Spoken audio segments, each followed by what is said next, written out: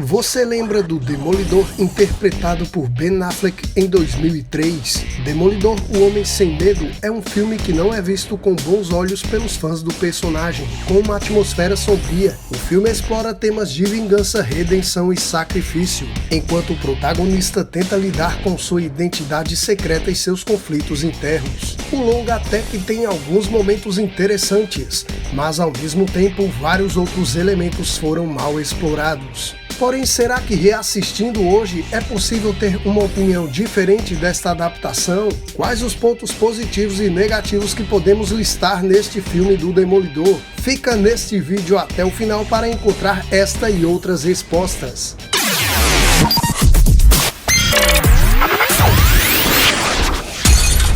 Salve galera, aqui é o Júnior e você está no Multiverso Quadrinístico. Nos anos 2000, naquela época em que a Marvel tinha vendido o direito da maioria dos seus personagens para várias produtoras diferentes do cinema, então foi aí que a Fox, que tinha os direitos do cinema para uma adaptação do Demolidor, começou então a desenvolver um filme que foi lançado em 2003. No Brasil, ele foi intitulado Demolidor, o Homem Sem Medo, provavelmente para não haver confusão com aquele filme chamado Demolidor dos anos 90, um clássico de ação, onde temos Sylvester Stallone e Wesley Snipes. E o filme já começa bem, viu? Com esta cena emblemática e impactante do Demolidor agarrado no crucifixo da torre da igreja. Uma cena que foi praticamente transferida dos quadrinhos para as telonas, em uma época onde ainda não se falava em fanservice. E neste início vemos o herói conversando com o padre. Ele está todo ferido, como se tivesse saído de uma batalha mortal. Vemos que o padre sabe a sua identidade. Então o filme retrocede para um flashback que vai contar a origem do personagem e depois vai passando os acontecimentos até chegar no último ato do filme, onde chegaremos nesse ponto para entender então o que foi que causou estes ferimentos. E aqui eu já posso te dizer que o uniforme do Demolidor usado nesse filme é muito bonito. E é sim um dos pontos positivos desse filme. Valendo lembrar, galera, que naquela época havia uma certa vergonha das cores berrantes dos quadrinhos. O filme dos X-Men dos anos 2000, que serviu de modelo para vários filmes de super-heróis daquela época, colocou todos os mutantes usando preto. Isso começaria a mudar com o filme do Homem-Aranha do Sam Raimi. Infelizmente no filme não temos nem menção de Stick, aquele velho ninja que é responsável por guiar o Matt, por treiná-lo, por ensinar a maioria de suas habilidades e também a controlar os seus poderes. E aqui, cara, é bizarro, ele aprende tudo sozinho. E aí sim, hein? Primeiro ponto negativo desse filme, cara. Vemos o advogado Matt Murdock atuando no tribunal, porém ele perde aquele processo e, não satisfeito com a absolvição daquele indivíduo, o Matt à noite veste o uniforme de Demolidor e vai fazer a justiça do seu jeito. Então vemos o Demolidor em ação pela primeira vez no filme e, apesar dessa frase ter ficado muito boa, Yeah, it's for real. What do you want? Justice. então talvez tenhamos aqui a pior cena do filme inteiro, porque o pior viria a seguir. O Demolidor assassina a sangue frio aquele cara que foi absolvido no tribunal, deixando ele para morrer preso aos trilhos, e ele é totalmente decepado pelo trem que passa por cima dele, cara. E é bem verdade que esse é um erro enorme que esse filme cometeu. Fazer um personagem tão heróico, cara, matar um homem dessa forma. E assistindo esse filme hoje em dia eu posso garantir que a sensação foi bem pior do que quando assisti naquela época. Aí então surge o Ben Urich, um jornalista que nos quadrinhos é bem importante na fase do Frank Miller com o personagem, e ele é obcecado pelo Demolidor, e ele fala aos policiais que possivelmente o Demolidor teria sido responsável por aquele assassinato. E os policiais não acreditam que a figura do Demolidor existe. Então o Ben Urich, cara, pega um cigarro e joga no chão e magicamente uma chama surge formando a logo do Demolidor, os 2Ds. Ao mesmo tempo em que o roteiro faz o personagem matar um cara dessa forma, pouco tempo depois mostra essa abordagem tão infantil, cara. É o roteiro forçando a barra. E já que estamos falando de pontos negativos, eu acho bem bizarro o modo como o Matt dorme, cara. Ele simplesmente deita em um tipo de caixão cheio de água, um caixão inundado, cobrindo as suas orelhas, deixando apenas parte do seu rosto para que ele possa respirar.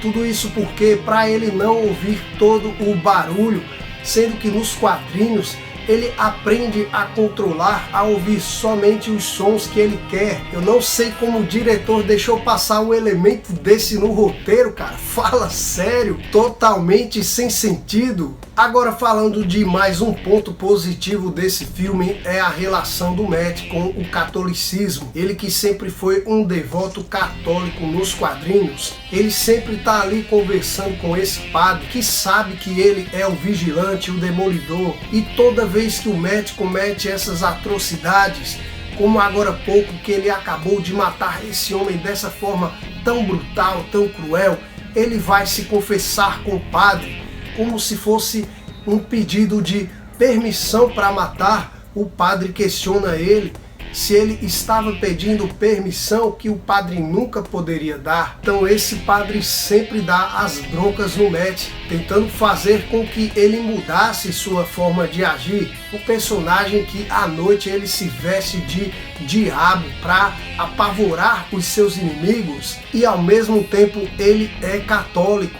O filme consegue abordar de maneira razoável estes conflitos internos do personagem. Agora falaremos do Fog Nelson, o amigo inseparável do Matt. E aquele é vivido pelo Jon Favreau, que além de ator é diretor, e no futuro ele dirigiria o filme do Homem de Ferro de 2008. Além de, claro, você saber que ele é o Happy Hogan, o guarda-costas e motorista de Tony Stark, sempre bem-humorado. Agora me diz, você lembrava dele nesse filme? You know, we need some better clients. I'm tired of these pro bono cases. What is your problem with our clients? We have good, honorable... E o Fog funciona no filme como um alívio cômico, coisa que o ator já provou que ele sabe fazer muito bem. E agora que entra em cena a Jennifer Garner como Elektra. E cara, eu não lembrava que os olhos dela eram tão verdes nesse filme. E é claro que ela está usando lentes de contato. Problemas assim ficam muito mais evidentes hoje em dia que assistimos em TVs maiores e com muito mais resolução do que na época. E bem, essa parte do filme em que eles se conhecem nesse café e depois tem essa luta aqui no parque, cara, é bem ruinzinha, é uma luta bem brega de ver. Mais uma vez, ao mesmo tempo em que o filme coloca elementos tão sombrios como os assassinatos brutais do personagem, ele inclui cenas tão infantis. Mas agora então vamos para um dos pontos positivos, a melhor coisa que esse filme traz: o rei do crime do Michael Clarke Duncan. O ator, que infelizmente já é falecido, tinha um porte físico descomunal e não passou despercebido quando junto com Tom Hanks viveu o John Coffey em The Green Mile, adaptado no Brasil para A Espera de um Milagre. E o cara foi a escolha perfeita para viver o Wilson Fisk. Ele conseguia transmitir toda a imponência do vilão, e lembro que foi algo que chamou muito a minha atenção na época, pois agora o Michael Clarke Duncan estava interpretando um vilão muito diferente do papel dele de A Espera de um Milagre, e vê-lo daquela forma incorporando, encarnando Wilson Fisk em toda a sua maldade, me fez achar ele um dos melhores vilões dos filmes de super-heróis daquela geração. E na trama, Wilson Fisk é um poderoso empresário que secretamente financia e controla a máfia da cidade. Então a imprensa cria uma teoria que alguém controlava todo o crime de Nova York, e é a imprensa que cria esse nome Rei do Crime nas manchetes de jornais. E uma curiosidade que eu tenho certeza que poucos sabiam: existe uma versão do diretor desse filme, e nessa versão ficamos sabendo que teve uma cena ótima do Rei do Crime, que foi excluída do corte original, onde, sem mais nem menos, Wilson Fisk tira a vida de 2 dos seus seguranças, mostrando quão sádico e cruel ele era nesse filme. Eu vou mostrar agora essa cena pra você, vou dar uma resumida na cena por conta dos direitos autorais, mas vai dar pra você entender. Perceba como esta cena é impactante. I do.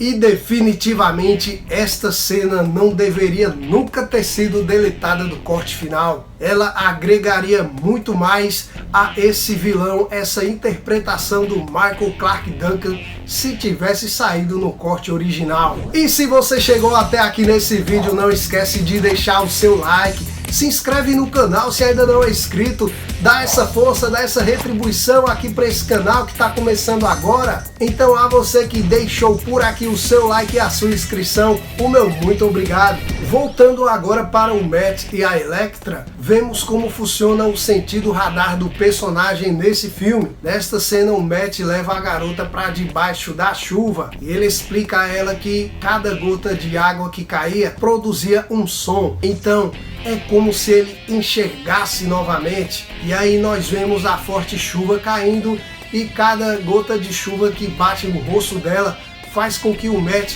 consiga enxergar os detalhes do rosto da Elektra. E apesar do CGI razoável passando um pano para isso, a cena ficou bem bonita. E o romance dos dois, embora não seja tão aprofundado como deveria ter sido, é algo bacana de ver. Percebemos que os dois realmente têm uma química muito forte. Não é à toa que os dois se envolveram em um relacionamento após as filmagens desse filme. E até mesmo chegaram a se casar, convivendo juntos por um período de 10 anos. E outro ator que deu as caras nesse filme, que eu tenho certeza que pouca gente lembra, e esse eu posso até dizer que eu acho que ninguém lembra, eu mesmo não lembrava, cara, e foi reassistindo esse filme que eu reconheci ele. Estou falando aqui do Colin Farrell, ele que deu vida ao Pinguim no universo do The Batman do Matt Reeves. Aqui ele interpreta o vilão mercenário, que infelizmente tem o pior visual de todos os personagens, a pior caracterização de todas. Ele é só um careca com uma tatuagem de alvo no meio da testa, totalmente zoado se compararmos com seu visual nas HQs. E eu lembro de odiar esse cara quando assisti pela primeira vez. Ele é só um maluco que não tem nem grandes falas, e às vezes em que ele fala, em que abre a boca, as falas dele são todas imbecis. É só um capacho do Wilson Fisk. Na minha opinião, era melhor que nem tivesse incluído ele. Poderiam ter colocado um assassino genérico para fazer o papel que ele faz nesse filme. Deixaria então apenas o Rei do Crime brilhar como o vilão do filme. Mas não, colocaram o mercenário e desperdiçaram um personagem que poderia ter sido muito bem desenvolvido, talvez uma sequência. E é realmente um papel bem fraco do Colin Farrell, que já mostrou que é um ator tão bom. E tal qual nas HQs, ele nunca erra o seu alvo. Ele é contratado por Wilson Fisk para matar o pai de Elektra. No entanto, no meio da luta, o Demolidor intervém e o mercenário se apropria da arma do herói sem que ele perceba. E ele usa essa arma para matar o pai de Elektra.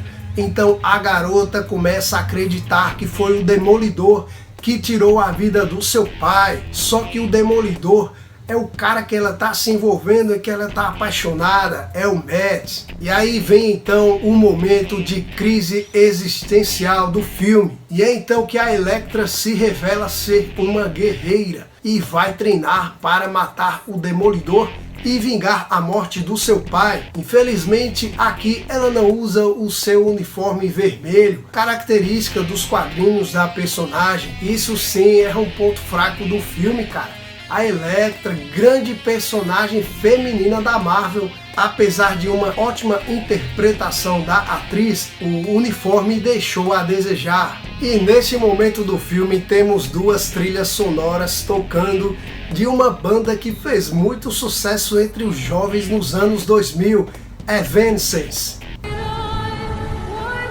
I want revenge.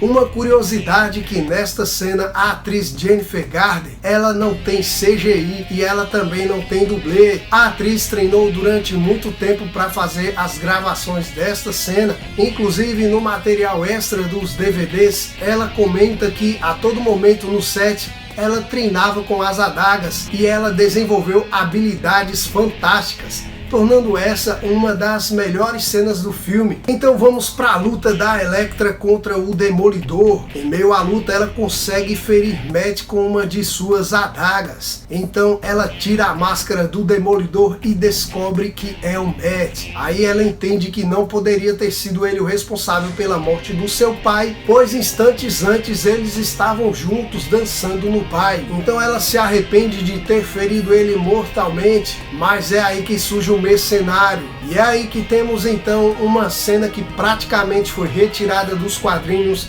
de uma das melhores fases do personagem, na fase do Demolidor por Frank Miller, onde o vilão mercenário atravessa a Elektra com uma de suas adagas e mata a heroína, tornando-se então um grande vilão, um arqui-inimigo odiado pelo Demolidor por ter feito isso com a sua amada. Mas que, como já disse aqui, o mercenário é um vilão que ficou muito abaixo das expectativas nesse filme. E outro ponto que deixou muito a desejar, cara, é o fato do Matt, simplesmente por estar ferido, ele não consegue fazer nada para ajudar a garota nas mãos do mercenário, sendo que momentos depois ele próprio vai lutar com o mercenário e consegue vencer ele. Então, se ele conseguiu unir forças naquele momento para derrotar o vilão, por que não, no momento em que ele estava atacando a mulher que ele ama, ele não consegue nem se levantar e apenas assiste a sua amada morrer nas mãos do vilão. E agora finalmente chegamos naquela cena inicial do filme. Chegamos no ponto em que o Matt está mortalmente ferido, conversando com o padre na igreja. Então entra o mercenário e os dois travam uma luta na torre da igreja. E aqui temos um momento muito interessante que os policiais que estão fora disparam com uma arma de grosso calibre e um dos projéteis acaba atingindo as mãos do mercenário. E o cara, que é totalmente louco, quando ele olha aquele ferimento, ele abre os braços como se fosse Cristo, pois foi ferido nas suas mãos na posição das chagas de Cristo. Então ele olha para a figura do Demolidor, um cara vestido de diabo, e pede perdão, pede misericórdia. Nesse momento, o Demolidor segura o vilão e o joga com tudo de cima da torre da igreja. E reassistindo, eu percebi que esta cena lembra muito a cena inicial da série Demolidor Renascido, onde o herói também joga o vilão mercenário de cima do prédio. Tomado pelo ódio, ele simplesmente decide matar aquela figura. Agora finalmente temos a luta do Demolidor contra o Rei do Crime. Este sim, o ponto alto do filme. E aqui o vilão mostra toda a sua força física amassando o herói. Então ele descobre que o Demolidor é o Matt e diz que não acredita que ele era o advogado cego de Hell's Kitchen e começa a rir. O Matt, que havia descoberto que ele teria sido responsável pela morte do seu pai, consegue quebrar o dispositivo de proteção contra incêndio da cobertura de Fisk, fazendo jorrar água para todo lado, potencializando seu sentido radar, tal qual naquela cena com a Elektra debaixo da chuva. É aí que o jogo vira, chegando o ponto em que o Demolidor consegue quebrar as pernas do Rei do Crime e deixa ele prostrado de joelhos. E no momento em que o Demolidor ia ceifar a vida do seu inimigo, temos aqui um momento de salve a Marta. Ele desiste do nada de matar aquela figura criminosa, vilanesca, cruel, quando tem a chance de vingar a morte do seu pai. Depois de ter matado vários criminosos ao longo do filme, aquele ali ele simplesmente não mata, porque ele lembra de uma das cenas do filme em que ele estava perseguindo um criminoso e, ao espancá-lo, ele percebe que um garotinho estava assistindo tudo e ele começa a chorar apavorado vendo aquela cena. Então é aí que o Matt diz para o garotinho que ele não era bandido, ele fica com aquilo na mente. Tudo isso vem à tona nesse momento. Ele fala para o rei do crime: eu não sou bandido. Então ele diz que deixaria o Fisk para a polícia prender e fazer justiça. A polícia já estava se aproximando. O Matt podia ouvir o som das viaturas. Então o Fisk começa a rir e diz que nunca iria para a prisão. Ele iria contar à polícia a verdadeira identidade do Demolidor e assim eles prenderiam o Matt e não ele. É aí então que temos uma frase muito boa desse filme, que é quando o Matt sorri e diz a ele: conta pra eles que você levou uma surra de um ceguinho. Então o grandão repensa e acha melhor realmente ir para a prisão como quem foi pego pelo Demolidor, sem que ninguém saiba que o Demolidor é um sujeito cego. Mas ele não deixa barato, ele diz que vai se dar bem e logo logo ele iria conseguir sair da prisão. E o Matt diz que estará lá, observando e o aguardando. E essa ótima cena ainda termina com esse sorriso macabro do rei do crime, do Michael Clarke Duncan. It's not over with yet. Not over with that. O filme então termina com uma cena do Matt indo até o local onde a Elektra foi assassinada e lá ele encontra um pingente que continha o nome dela, Elektra, em braille. É algo que ele tinha comentado com ela em uma cena anterior do filme.